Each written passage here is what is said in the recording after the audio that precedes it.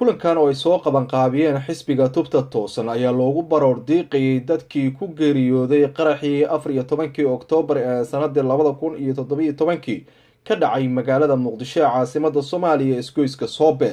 waxaana dadkii ka soo qayb galay kulankan ay sheegeen in dhacdadaasi ay tahay mid aan la hilmaami karin qulubta shacabka Soomaaliyeedna aan ka go'aynin abadkeeda waxa ay sheegeen in dowladda Soomaaliya looga baahan yahay in warcad ay ka soo saarto isla markaana ay cadeyso dadkii geystay dhibaatadaasi iyo qaabkii loola xisaabtamay waxaana ay ku baaqeen in shacabka Soomaaliyeed meel kasta oo ay joogaan ay iska garabsadaan dhibaato kasta oo soo gaarta isla markaana isgarab istaagaan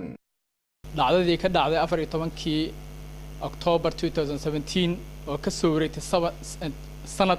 ayaan waxaan u joognaa caawa inaan la qaybsano dhibkii iyo dhibaatadii ka soo gaartay eheladii qaraabadii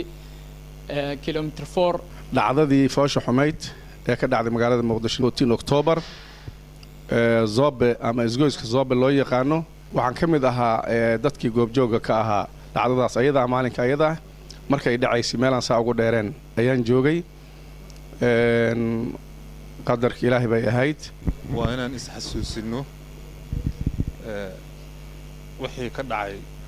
14 Oktoobar sanadkii la soo dhaafay magaalada Muqdisho taasoo ahayd tii ugu badneed oo ay ku dhinteen dad Soomaali ah shacab aan waxba geysan arrin waxay nagu ahaaday haddana Soomaali naxtina arrin laga naxay ahaaday arrin argagax leh ahaaday inta ku dhimatay jannatul firdaws Allah geeyo inta ku dhaawacantana Allah caafiyo Soomaaliya waxa jiri jirtay kuliyada waxa jiri jirtay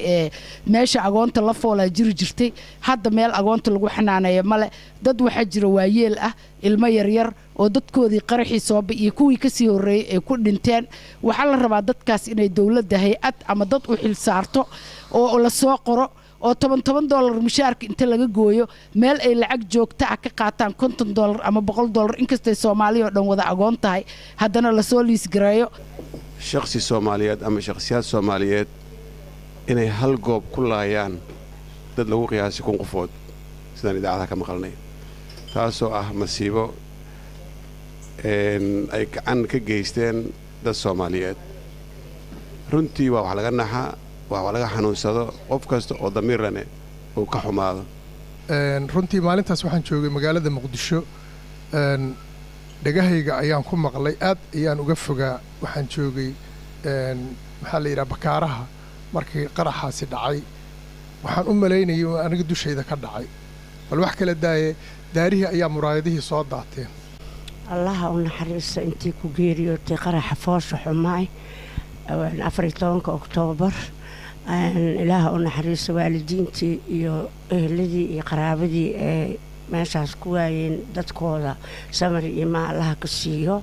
waxaan kala tacsi u dirayaa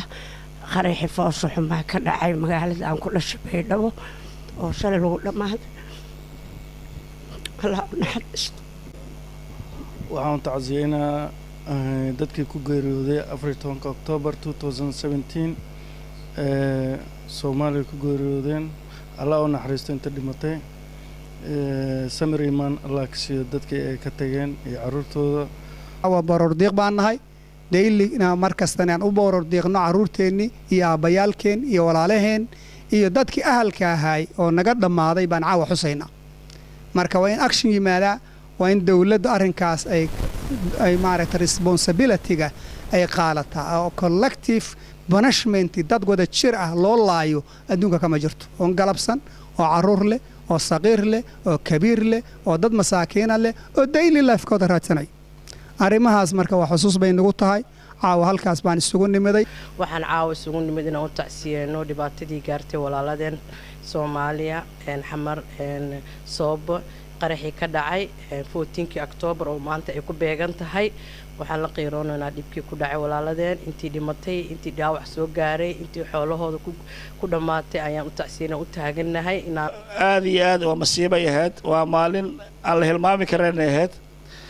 haddaan nahay anagu gruubka xisbiga tubta toosan waxa waajib nagu ah inaan hadda kadib sanad kasta haddaaba nooloo nafta ilaah noo daayo inaan ka qayb qaadano dhibkii maalintii dhacday baroordiiqa ah oo aanan iska aamusinay intii karaankeena ay tahay inaan u istaagno waa maalin aan la iloobi karin waa maalin masiibay ahayd waa qaraxyadii soomaaliya soo maray tii ugu darneed abid intaan adduunka joognay ahayd duhur cad oo subaxnimo ah yaa baabuur buuxo la soo daayay markaasoo suuqii soo dhex galay Zobe dad fara badan oo ku dhameeyay waxaan sugaynay dawladda ka sugaynay inay arrintaasi baaris xoog leh ku sameeyaan dadkii ka dambeeyay arrimahaas raadiyaan xataa dawladda inay tuuta gashato dagaalka aadaan sugaynay maxamed cabdisalaad kalsan TV London